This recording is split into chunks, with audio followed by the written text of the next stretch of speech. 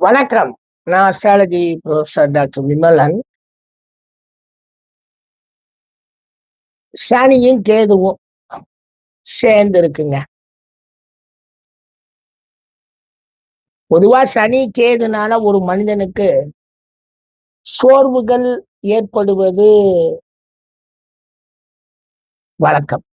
அது அதிக சோர்வுகளையும் கொடுக்கறதுக்கு வாய்ப்புகள் அதிகம். எப்படின்னு கேட்டீங்கன்னா, சனி ஒரு சோம்பலை தரக்கூடிய கோளாக இருக்குன்னா, இந்த கேது நம்மளை சுத்தி வந்து சிந்திக்கக்கூடிய ஒரு கோளாக இருக்கும்.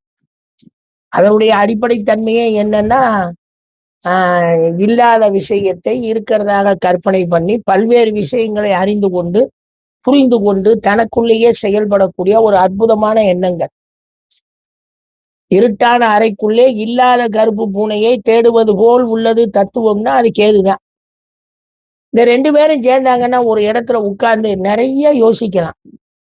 நான் சாமியாரா போறேன், நான் நல்லா இருக்கேன், நான் பாட்டுக்கு தனிமையா யோசிக்கிறேன், சிந்திக்கிறேங்கிறதுக்கெல்லாம் இதெல்லாம் நல்லது. அந்த கெட்ட லாகிரி வஸ்துகள்லாம் இருக்கு இல்லைங்களா, அந்த புகைப்போக்கிகள்லாம், அதுக்கெல்லாம் இந்த சனி கேது ரொம்ப சப்போர்ட் பண்ணும்.